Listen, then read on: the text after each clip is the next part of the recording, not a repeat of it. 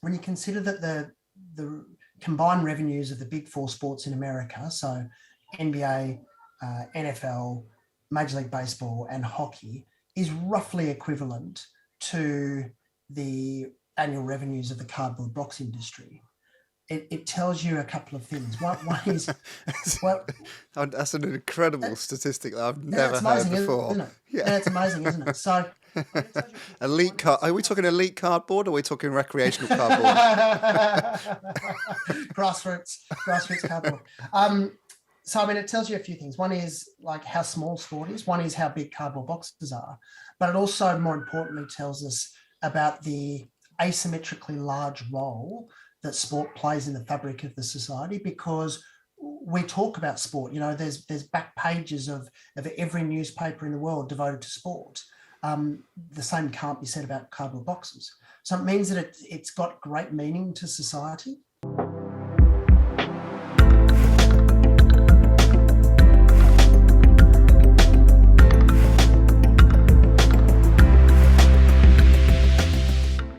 So, David, welcome to the podcast. How are you? I'm great. Thank you, Steve. Thanks for having me.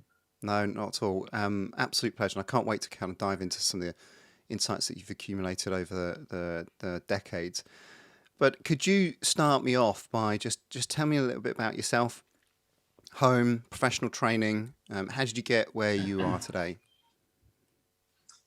Well, the most important role that I have is that I'm a husband to Kay and a dad to two kids, Matilda and Rory, who are only little, and so they're making their way in the world, and so that's probably my biggest and most complicated job, for which I'm ill-equipped.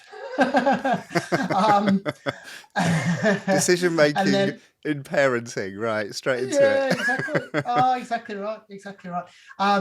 Professionally, I'm a strategist and a decision-making coach. So what that means is that I work, my company is called Satisficing, and that word is a somewhat made-up word, but a synapse, as you know, is a connection between two nerves, and synapsing, the concept behind it is making new connections and drawing information from one area to another and bring that together and shedding light on a problem in a new way, which effectively is what we try and do.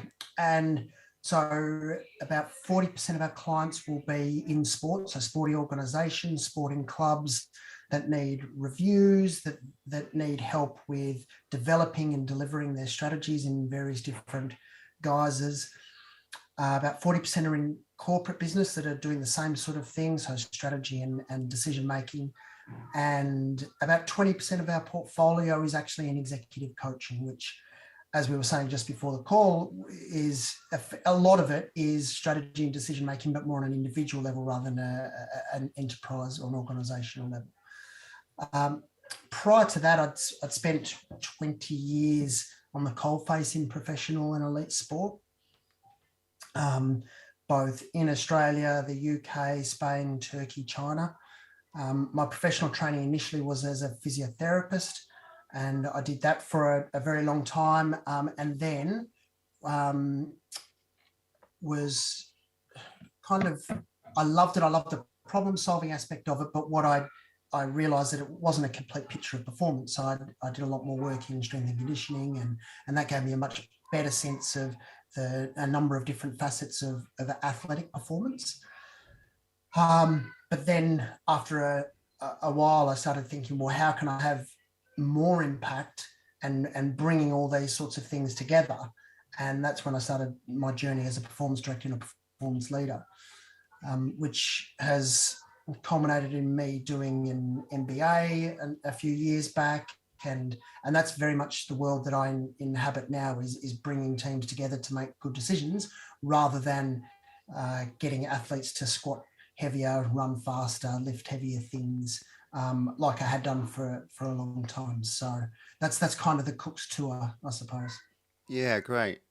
And so, do you miss that coalface aspect? I'm just curious. I've taken a similar sort of journey where you start taking on management roles, leadership roles, and you look back a little bit. And I suppose certainly when I was working in the system, I started looking back and think, oh, I missed some of that, those day-to-day interactions. And I indulge myself and do many of those now where I just keep myself fresh a little bit. Do you still get involved? Yeah. Yeah, I dip in and out, and I still make sure that my knowledge is relevant, because I think it's really important to be able to get onto the dance floor, so to speak, and be able to and to really feel what's going on, and understand, new developments and all those sorts of things, because I think that's really important for leaders and people in sort of our position to understand and have empathy with the people that are going through it. I think that's really super important. Also, I was going to say, so there's elements that I miss. What I don't miss is the short-term nature of sport, and I understand why it is short-term. I totally get it. Um, Elite sport and professional sport, winning on the weekends, has been very good to me over a long period of time, and I would like to think that I've been good to it. But my horizons have shifted a lot further now. So it's not, winning on the weekend is not quite as important to me now. My purpose and my mission is to be able to prepare the path for the next generations to have a fantastic experience in sport. And whether that is getting more women into high performance coaching, whether it is making sport in general a better place to be, more inclusive, and being able to design and architect the future such that sport is a really relevant thing for the populations, is kind of, that's my main driver now. But you touched on a really important point, is about what feeds you. So that stuff feeds me, but I still love elite sport, getting to watch it. It's really nice to be able to see it from a different lens, rather than having to get phone calls at midnight about a scan result that's just come in and those sorts of things. That's the stuff I don't miss. Yeah, okay. Some amazing motivations there to sort of help try, or at least contribute to, or at least make an effort towards making sport a better place, perhaps, rather than, okay, who didn't tidy up? Those sorts of Yeah. micro moments where you sort of delved into the detail. And so, can you remember that sort of point then? So, as you started to move towards more management, and I'm assuming then that the decision to do an MBA also required you to start focusing on a particular topic for your Keystone project, for example. Did you remember the sort of point when you started thinking, I want to start exploring decisions in more depth? It's a really interesting question, because I don't think there was a crucible moment. What I do think is that I kind of I've been looking at MBAs for a very long time, like a decade or so, but I guess that I had got to the point in my career where I was still challenged. Like I was working in a role where I was well paid, high profile, all those sorts of things. And I was still being challenged, but the challenges were the things that I've been seeing for the last 15 years. And I just kind of felt that I wanted to exercise a different part of my brain. And I wanted to scare the hell out of myself and be in a room with way smarter people, and people with a different aspect or different look on life. And when you consider that the combined revenues of the big four sports in America, so NBA, NFL, Major League Baseball, and hockey, is roughly equivalent to the annual revenues of the cardboard box industry. It tells you a couple of things. One is, well, That's an incredible statistic that I've yeah, never it's heard amazing, before. isn't it? Yeah. Yeah, it's amazing, isn't it? So, it tells you a few things. Elite One car. is, Are we talking elite cardboard, or are we talking recreational cardboard? grassroots cardboard. So, I mean, it tells you a few things. One is like how small sport is. One is how big cardboard boxes are.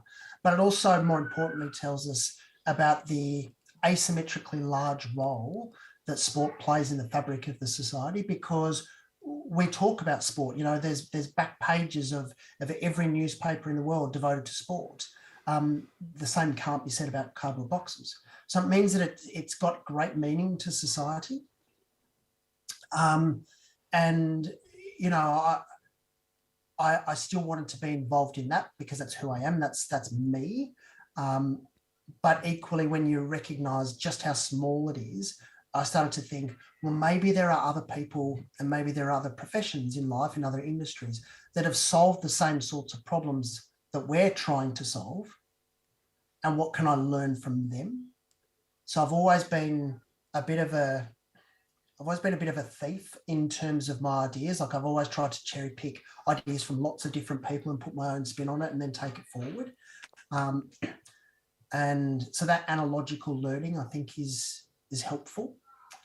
And that's been the driver for me, to be honest. Like, I've just really wanted to learn about different aspects of the world and how we can solve different problems in new ways. So I don't think there was the one crucible moment, other than potentially when my daughter was born.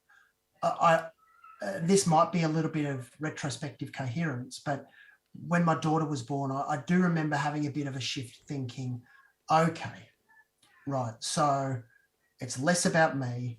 What does it take to be a good ancestor? And that might have been a bit of the start of the move towards doing what I'm doing now. Yeah, okay. We all become philosophers when we have children, don't we? In that sense of just, Yeah, oh it seems no, to be. why am I here? Yeah. Okay, couple of ideas there that I'd love to sort of pick up on. That short-termism that you mentioned of, is that the sort of pressure that you're seeing and sensing that actually limits our decision making? That idea that we've got to be busy bees, we've got to do more, we've got to bounce from one interaction straight into the next without necessarily processing it or preparing for the next one.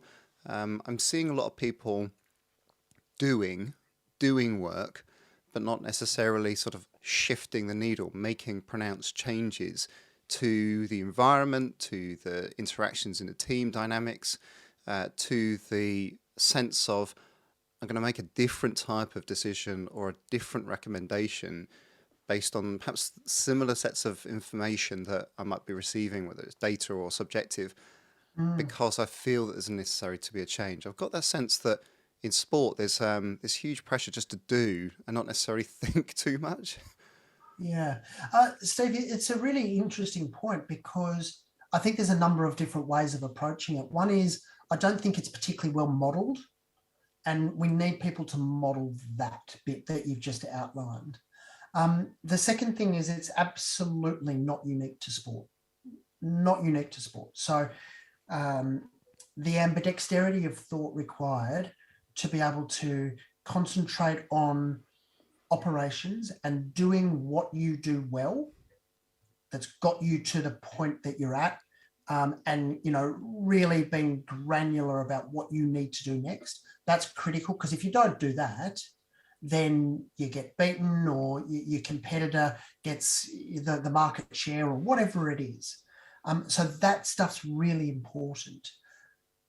But the great organizations and the great leaders are able to have this ambidexterity of thought, which can balance that with being able to get up onto the balcony and have a look more at a strategic lens about what the future is likely to entail. So in theory, that's what a CEO should be doing. In theory, that's what a board should be doing. The reality is, in many cases, they get dragged into the business as usual stuff. They get dragged into the ops, the daily grind. So I think there's a couple of things there. One is that it takes work and takes conscious effort to have this metacognition and be able to extract yourself out of the operations. And we need people to model that, so people understand that that's what good looks like. And then finally, there's the piece about incentives. And in sport, we're incentivized very, very heavily to win the next match. Like, everything is set up about that.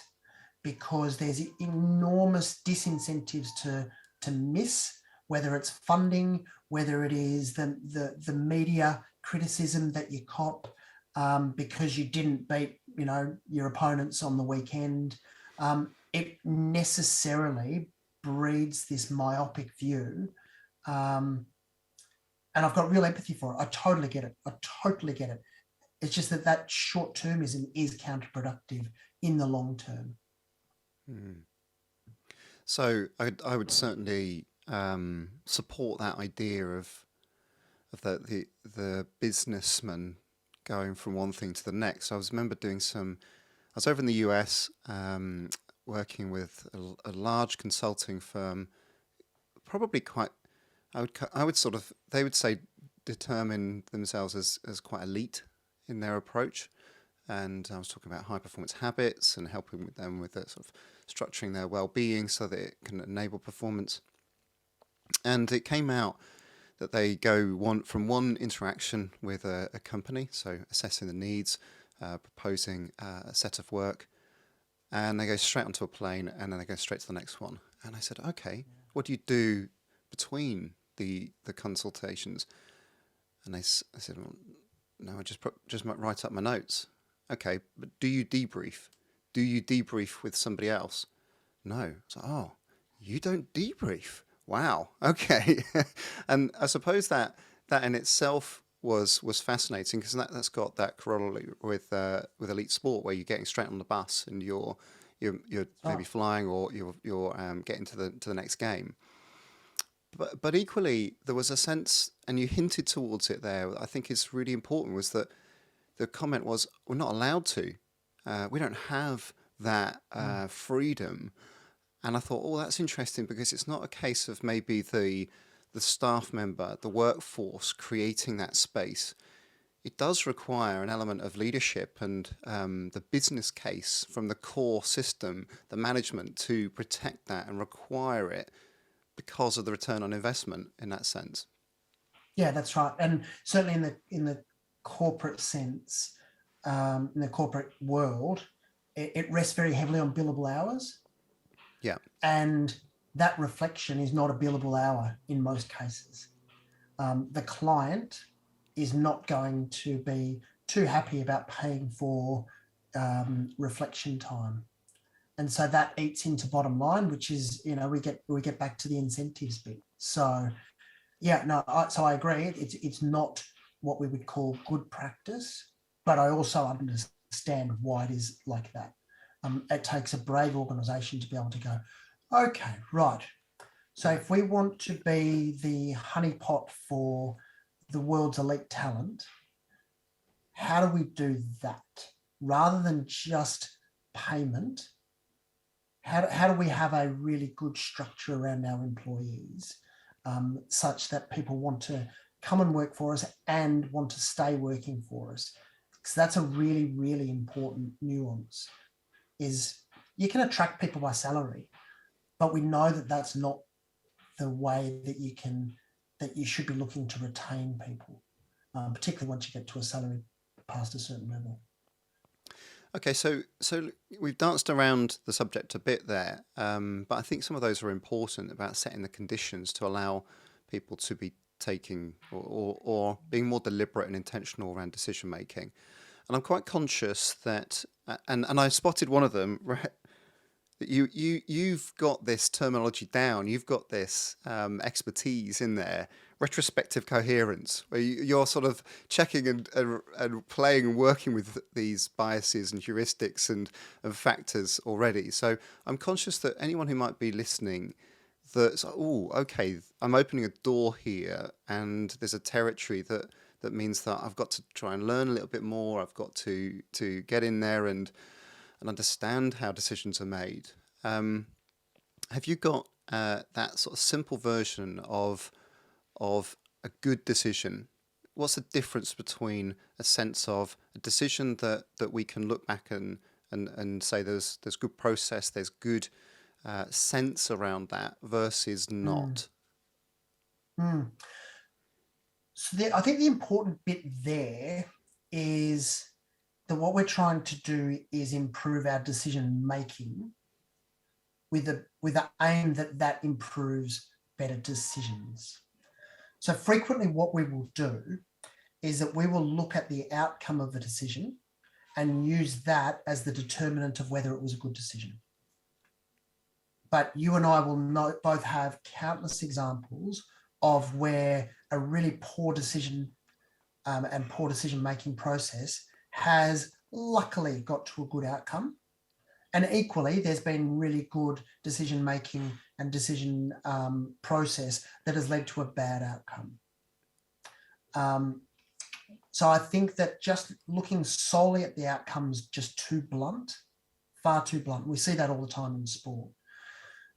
So a good decision, if I'm interpreting your question correctly, a good decision is one where the process is appropriate for the decision to be made at hand. So, you know, having checking your biases and stakeholder engagement, all those sorts of things, really important in one form of decision-making context. But if you're in a burning building, you ain't got time for that. So that would be the wrong decision-making process. The right decision-making process there is to get the hell out of there, to listen to your instincts and go. So I think that the nuance, Steve, there is understanding the context that you're in. So if we're, so I quite like the Cynefin framework by Dave Snowden. And if we look at a simple decision-making environment where there is a really obvious link between cause and effect, that is the realm of best practice. In sport, we talk about best practice far too loosely. It only really applies in a simple context where we know that there is one way, one best way of doing this thing. Think about calibrating a force plate or pumping up a punctured tire or something. So there's a really clear link between what you need to do, the steps you need to do, and the outcome. I would posit that in sport, that situation, I would posit in life, that situation doesn't exist that often. It certainly exists, which is why we have checklists. But in complex environments, that's not what we see. Okay. The next is complicated, and it's still there's a link between cause and effect, and it's a bit like if you've got a motorcycle. I don't know how to make a motorcycle. I don't know, maybe you do, but maybe you don't know how to make a motorcycle. But in theory, what we should be able to do is take the motorcycle apart, panel by panel, nut by nut, pedal by pedal, throttle by brake, and put it all in a line and put it all together again. So there is cause and effect there. There is a linear chain of things that you can do to build something. And that's the realm of experts. And that definitely exists. So if we think about ACL injury and surgery for that, there are a number of different ways that you can do that. There's not one best practice way. There are a number of different things you can do. There's parts of the surgery that is best practice, like scrubbing your hands before you go into the operating theatre. But the overall journey is complicated rather than complex. But then we step into complex, and that's the realm that most people, and absolutely leaders, sit in most of the time. And that's where there is where it's a bunch of separate but inseparable parts. It's an area where we need to, where we can't see prospectively the link between cause and effect. The only way we can see the link between cause and effect, if we ever can, is through the rearview mirror, not through the windshield. So that's retrospective coherence. So the sport example will be so-and-so got injured, and then you look back and you say, there was a bit of a spike in his or her sprint meters, and they slept poorly the night before, and then 3 nights before that they were on the booze, and all those things added up, and now they've got a hamstring injury. Okay, you can't possibly put that together beforehand, but you can see it potentially in the rearview mirror. And that's the area of experimentation. So the right decision-making process there is to run a whole heap of safe to fail pilots and see what sticks and how you where you're getting traction and moving forward there. And it's where you need to check in your biases and lean on analogies. So we're trying to get more women in high performance coaching. That is a wicked, complex problem. Who else has tried to make progress in this area? Well, let's look at mining. Let's look at defense. Look at surgery and see what we can take from those things and apply it to sport. And then the final area is chaos. And the best way to explain that, or the best analogy for that, is COVID, of course. And you say, right, we've got a sense there's something we don't know about in China. It doesn't look good. We're going to shut the borders. So it's a real clear authoritarian way of making decisions. Wartime strategy, that sort of stuff. And that's good, but you can't make decisions like that forever because the population rebel, people feel oppressed, all those sorts of things. So a long answer, and I apologize for that, but I guess there is no one way to make a good decision.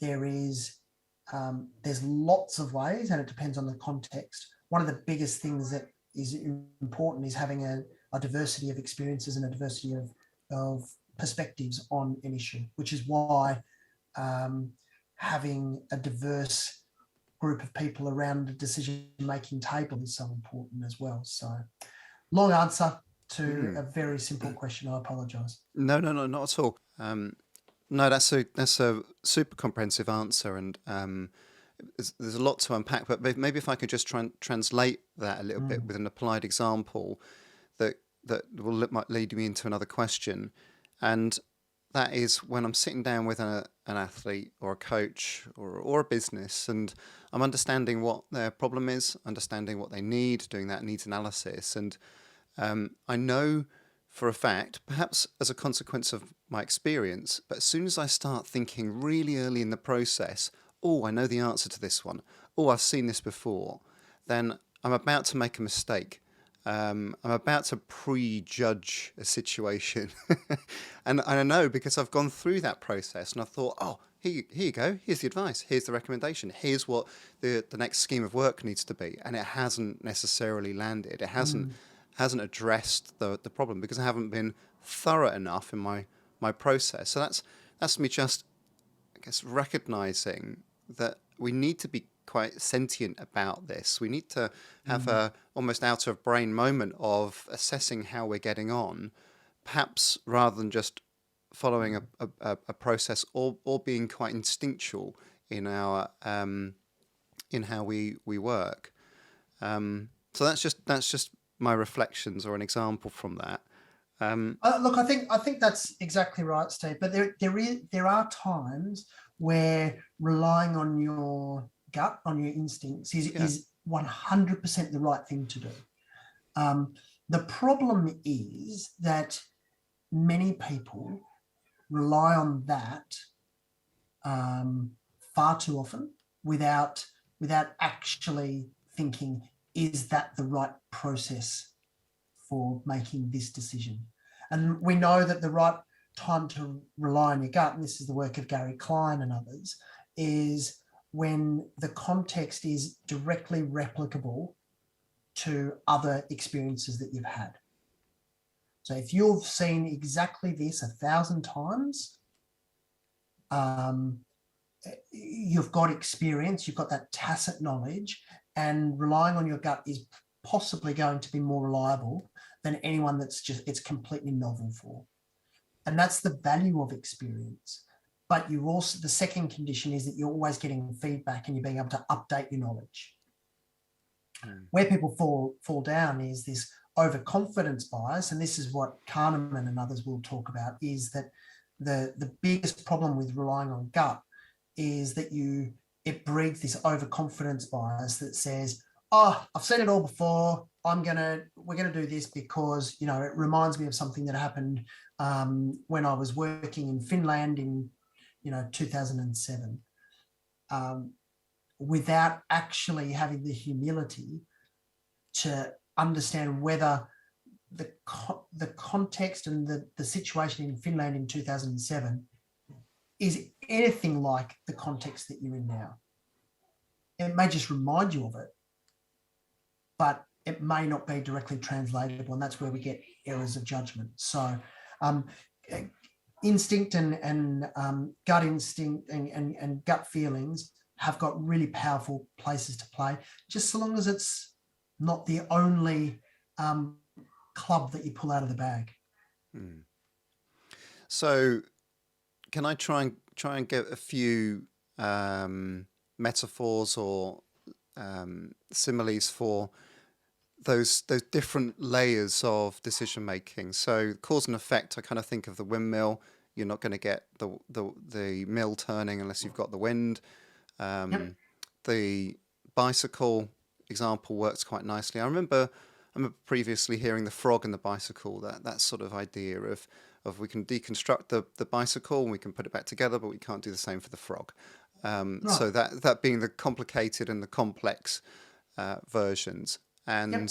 maybe I'm just thinking of a swarm of flies for that chaotic, where maybe I've just got to get out of there, or there's something extreme that needs to happen. But besides those sorts of metaphors that might help me remember those, how do you help people recognize those situations and differentiate them so that they might make different types of decisions or use different steps and processes to make a better decision? Yeah, so we kind of touched on it. So the simple environment is one where there is a recognized best way of doing things, and that's something that you can identify with a checklist. So you should, in a simple environment, you should be able to go do this and then this and then this and then that. And people should be able to follow it. And if you can do that, it's reasonably safe to be a simple environment. The problem is that we can get overconfident in a simple environment because we think, oh, it's all pretty good, just got to do this and then that and the other thing. But then it very quickly drops into chaos.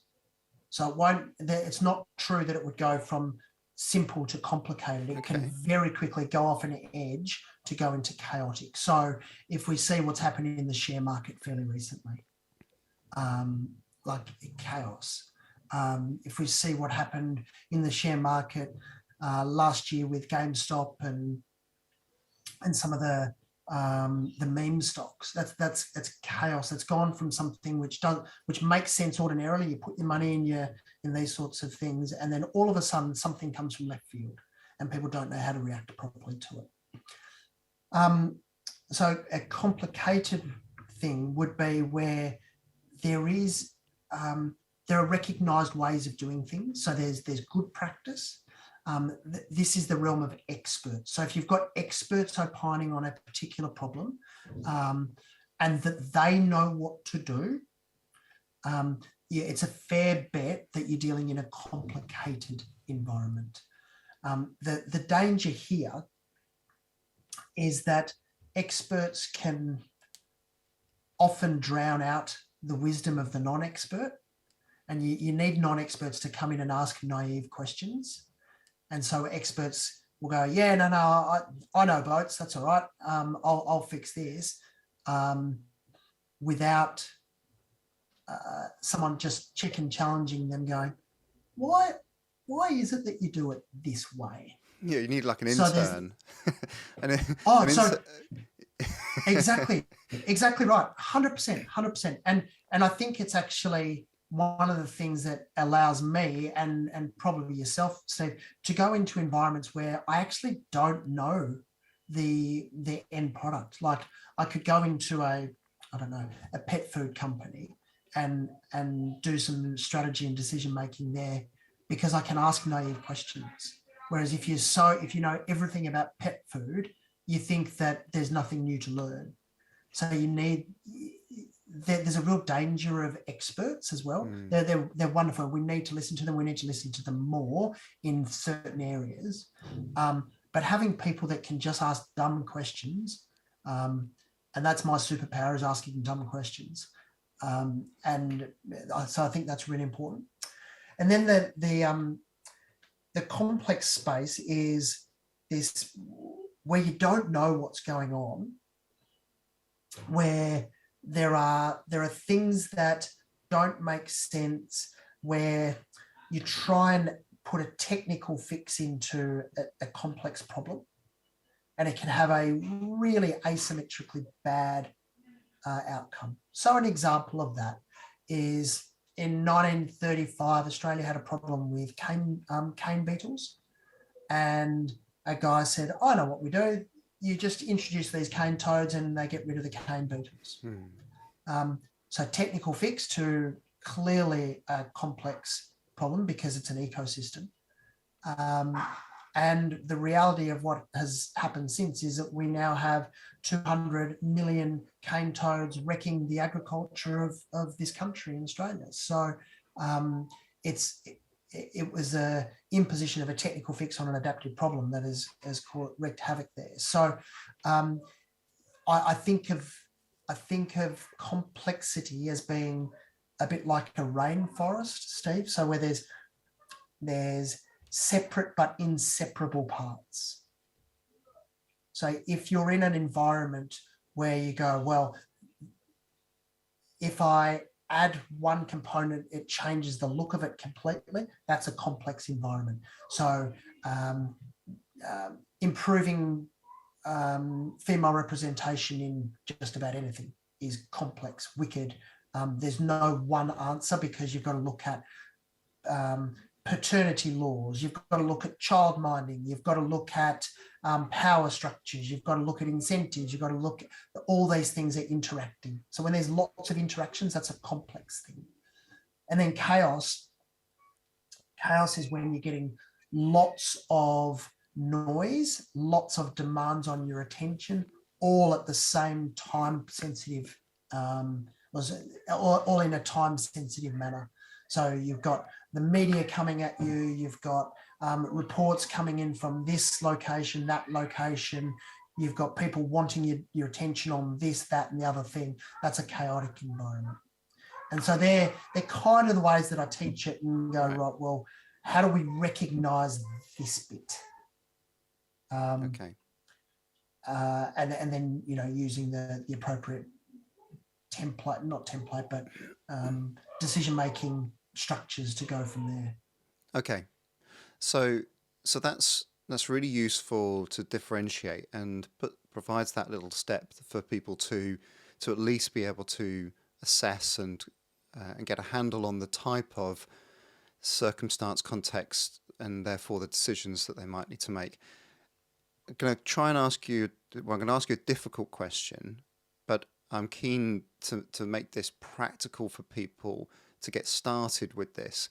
Do you have a framework that enhances all decisions that people can kind of get started with? I know it's an ambitious question, sorry, but no. Because it's that I'm drawing a parallel here for me, the sort of passion that I have around craft skills, where people learn the technical skills and then they kind of suddenly start realizing it's not what I do necessarily, it's how I do it. Oh, and they open this door and suddenly it's, I didn't realize there's a whole land there. And I've got to go now learn and redevelop how I deliver. So that's the kind of background and the motivation behind what could be an overambitious question. So the question was the framework that might enhance all decisions. Yeah, so it's definitely an ambitious question, but it's a good one. So a bit, again, depends on the context that you're in. But let's just take the run-of-the-mill decision where you have decent evidence or decent information and it's not terribly time sensitive. Okay, so if we give that as a starting point. So I like to know, sometimes we feel like we're getting hedged into making a decision, but sometimes we can just sit with a context and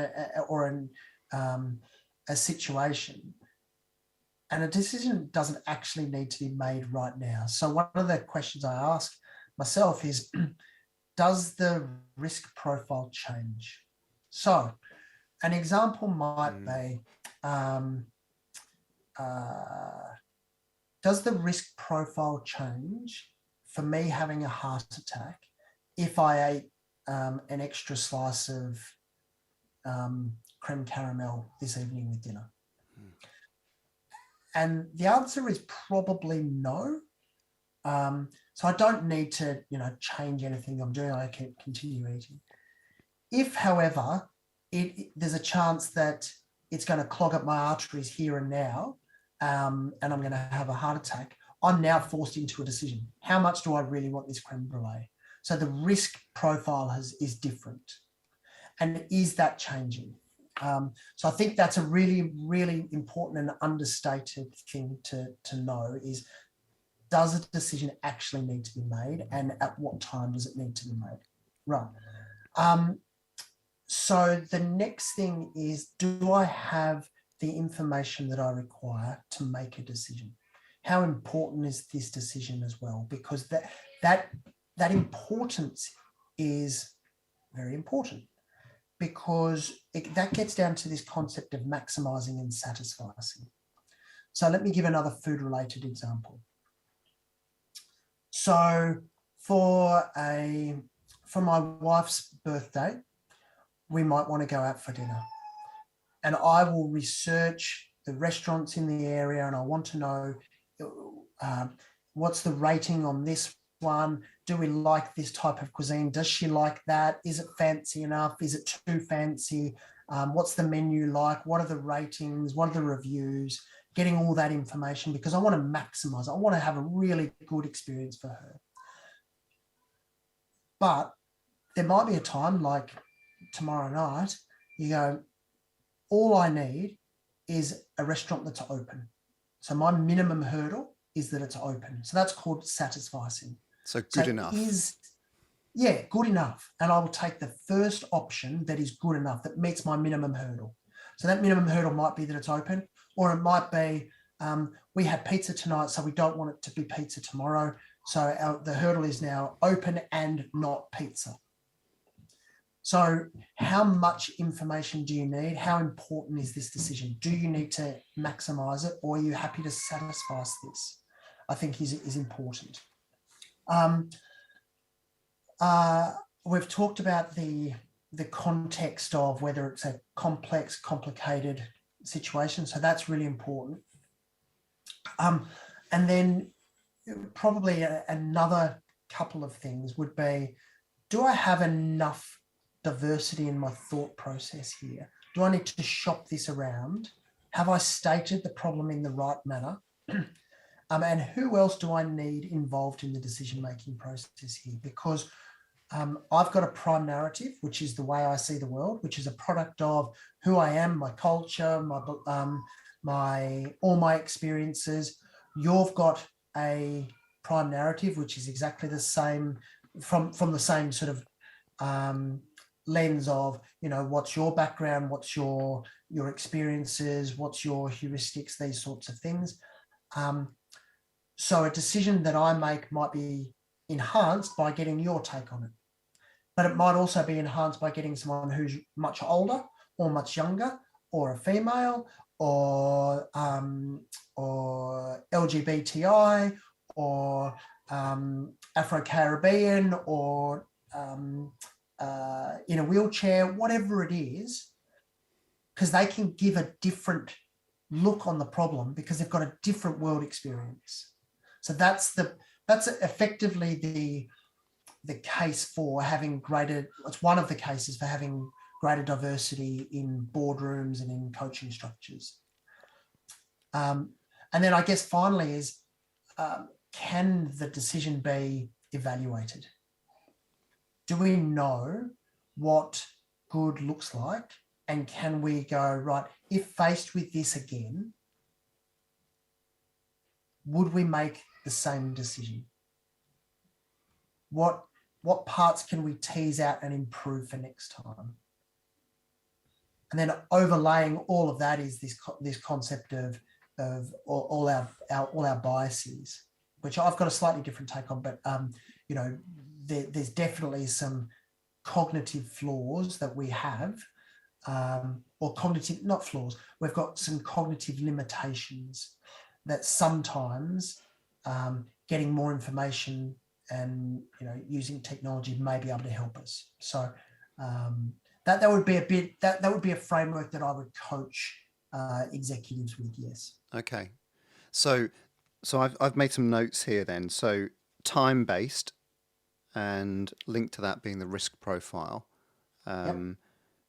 What information you've got, or if you've got enough information, how important the decision is, the diversity of opinions and thought that are going into that, and if it's evaluatable, or if it's something that you can assess, Yeah. and therefore almost reproduce. So that's quite useful as a list, even if somebody starts just thinking and trying to ingrain into their habits, one of those that just slightly nudges their thought process and being a bit more intentional going forward. Can I pick up on that idea of diversity? Because, and I suppose there are probably at least a couple of prongs to this around that biases that you reference, about how maybe we can narrow our thinking or our tendency and proclivity to think in a certain way.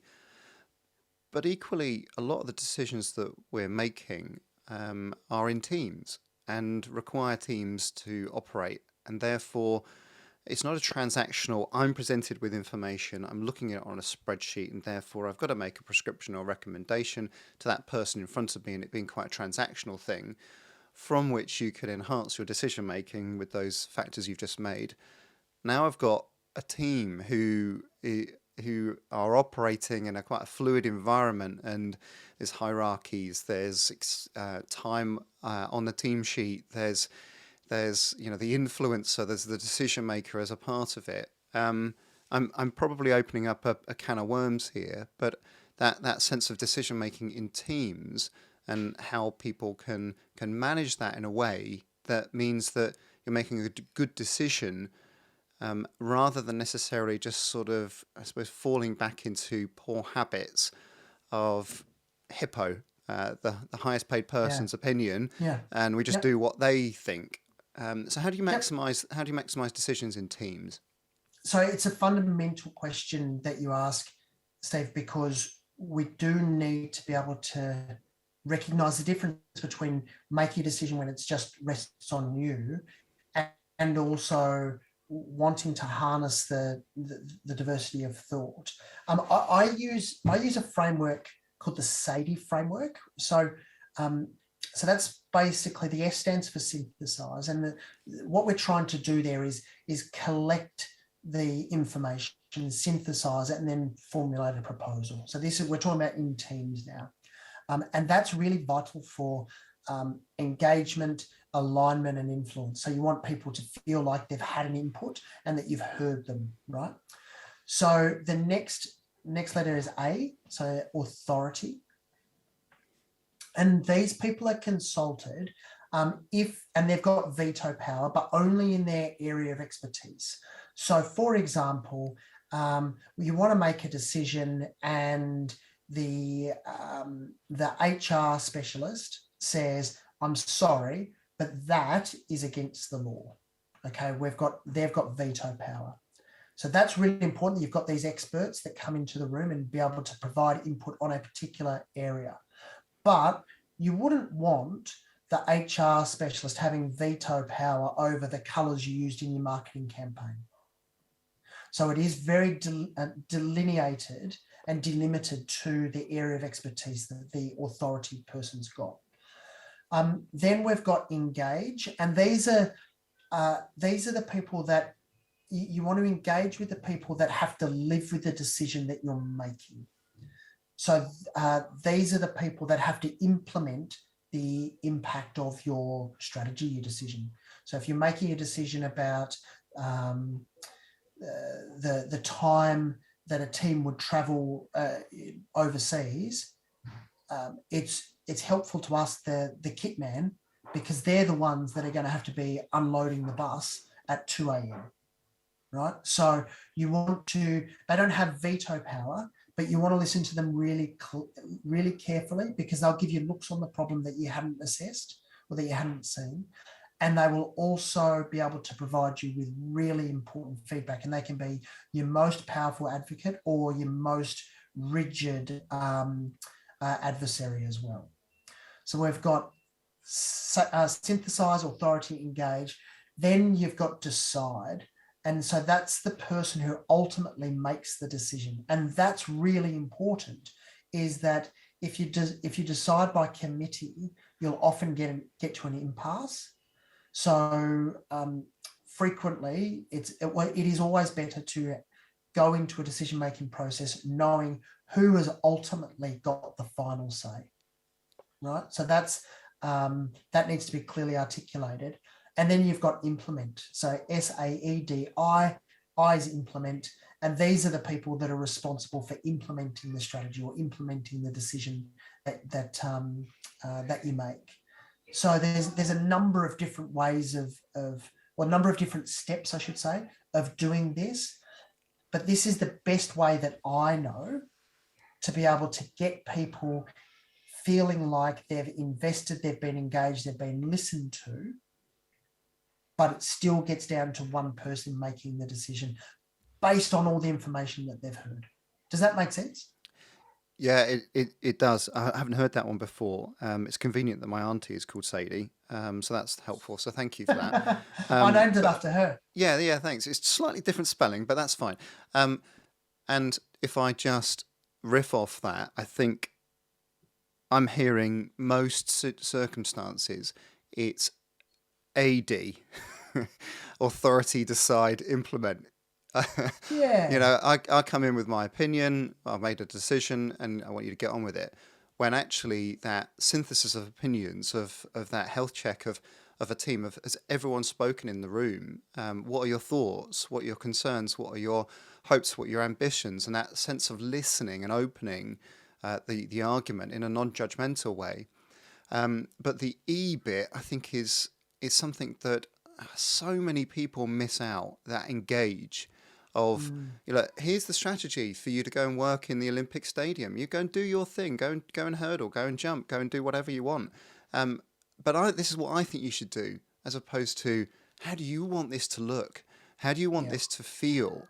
Is this going to be a bulletproof plan of 100 things, or is it going to be 3 things that you can focus on? That tone and tenor of the strategy. That this is how I want it to be, or I'm the person with perhaps the most information about this, or the person who's got that nuance. I just think it's so vital to engage with those people, really. So I love that. Yeah, I agree with that. I agree with that, Steve. But the slight nuance is that on occasions, 80, so authority, decide, implement, may in fact be the best thing to do if you're in a highly pressurized, time-sensitive environment that's chaos. You won't necessarily have the time or the luxury of getting the S and the E. You would like to think that you've done your business continuity planning beforehand, so you've got a bit of a sense of it. But let's not kid ourselves. We are sometimes in environments where you've just got to go, I appreciate there's lots of people here. I've got to make a decision. Bang, this is what I'm doing. Yeah. So I think that the Sadie framework is really good in a non-time sensitive environment. Okay, nice. No, that's a useful differentiator. Can I sort of step into a different world here and think a little bit about how our physical, mental, emotional state can affect our decisions? I think a lot of the work that I do with business executives particularly, it's not about improving their power output on a bike. It's about improving their daytime cognitive performance. And whilst I'm not wrapped up in the nuance of the detail of their work, I can enhance their daytime processes by improving what they eat, how fit they are, their sleep patterns, for example. What's your sort of sense of where this is at in terms of how we could potentially enhance our decision making? Because it affects us all, doesn't it? Decision making is so important. About we sit down at our desks and think about what am I going to do today, or I might react to a certain situation, and that means that that person's less likely to have those inputs. It's so vital that we enhance that decision making by our physical state. Yeah, so I'm of the view that it's the single most important thing that humans do. So um, you want to be on track to do it the right way, I think. We know that sleep and exercise are the two greatest metabolizers of stress hormones. So they're the best sponges that we have. And that a good sleep and a good walk refreshes your decision making, your cognitive abilities. We know that. So this is where the corporate world, the business world, can actually take an awful lot from the sporting or the performance world and going, right, well, what do you know about sleep? What do you know about nutrition? There's a really strong link between the gut microbiome and mental health, for example. And so we know that the quality and the type of food and the timing of the food that you have enables you to make better or worse decisions according to what you do. I know for my own self is that when I don't eat before around about 10:30 a.m., I make much better decisions in the afternoon. I'm much clearer in my head. Like, that is noticeable for me, and I experiment on myself all the time. So I know that that's the best way for me to operate. But that's not the same as everyone. People are different. So there's a lot that decision makers can take from the world of high performance and sports science for about what we know about those fundamental things: sleep, exercise, and the food and the whatever we ingest. So yeah, I agree with that. That's just reminding me of the Hungry Judge effect, the Danziger Yes. study in Yeah. 2011. So if any people don't remember it, I'll try and get this right. The study was done looking at parole boards, and judges were the chances of returning and granting parole was pronounced in its effect on where it occurred during the day. So there's a high chance you could get parole. I think it was something like 60+% first thing in the morning, and then it went down to zero just before the break, and and then it went back up to maybe not quite as high, and then went down to zero just before lunch. And so it had this sort of zigzag approach of, and the idea was that it was hunger that might be affecting decision, but then there was also a little bit of a tangent on decision-making fatigue as well, in that sense of having to weigh up information, and that's potentially quite useful for people to be thinking about. Maybe they've spent the whole day processing, computing, engaging with people, and it's weighed on their capacity to make decisions. And so maybe positioning some of those key decisions at the best time of the day that suits a quality decision, rather than when they're doing that it's late at night, or they're tired, or they've had a bad day, or they're emotional in that sense too. Yeah, I agree with that. And Daniel Pink's written a fantastic book that looks at that very, very topic. Yeah, right. Oh, look, there's so many different angles on this, and if you've got a sense of where the next layer, where the next sort of phase of our thinking on this is. I think it is, how do we incorporate computer augmented decision making into what we do? I think that's probably it. And so that the processing power of computers is much greater than what humans have got for certain things, not all things. And I'm not as pessimistic as some people are in terms of the robots are coming to take over, because I think that currently there are things that robots can't do that us humans can do. So I think that the most superior methodology we've got in a non-time sensitive environment, or sorry, a non-urgent environment, is to be able to harness the computing power that we've got on hand, and then get the contextual nuances from the human brain, and how we embed that into our decision making is going to be the next frontier, I think. Yeah. Okay. That's fascinating, and I think that presents itself an opportunity for practitioners, professionals going forward, when actually it also presents a challenge, in that will mean change. It will mean that perhaps they don't do some of the number crunching themselves. That was the bit that they did and looked busy doing, and therefore justified their pay packet. It might actually unlock a lot more creative and freer and innovative, quite exciting aspects of interpretation, rather than necessarily, I'm just the one who does the GPS numbers, for example. I'm Yeah, making a flippant example. no, but I agree with that. So anything that is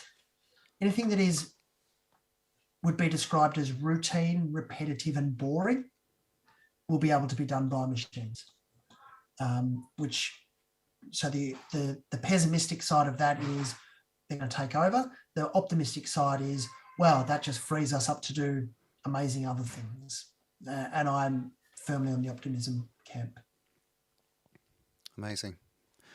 Look, I've really appreciated hearing your insights, David. I've found it fascinating, and like I say, I'm cognizant of this area. I sort of play with it a little bit, but I'm also conscious of being able to open that door for people a little bit, so that they can safely step into this without it feeling overwhelming, and it feeling like they're doing a thing. It's sort of embedding it into their practice, but it not necessarily feeling as though it kills it, if you see what I mean. Yeah, I agree with that. Yeah, thank you so much, David. Really appreciated it. Where can people follow along for you if they want to dig into this a bit more? No, well, first of all, thank you very much, Steve. I've enjoyed the conversation. You've asked some really challenging questions, and I've actually been asked questions by you that I've not been asked in a podcast before. So that's been great. So I guess LinkedIn is probably a good one. So if you type in David Joyce and Synapsing, you'll find me. I'm not huge on Twitter, but I've got a presence, so at David G. Joyce. My books are freely available wherever you buy books. So that's High Performance Training for Sports and Sports Injury Prevention and Rehabilitation. And and so synapsing.co will be getting refreshed and built over the coming months. But if people wanted to email me, a good way to do it is through Synapsing. So that's hello@synapsing.co. Amazing. Brilliant. Well, I'll put all those in the show notes. So once again, thanks so much, David. Fantastic. Really enjoyed it.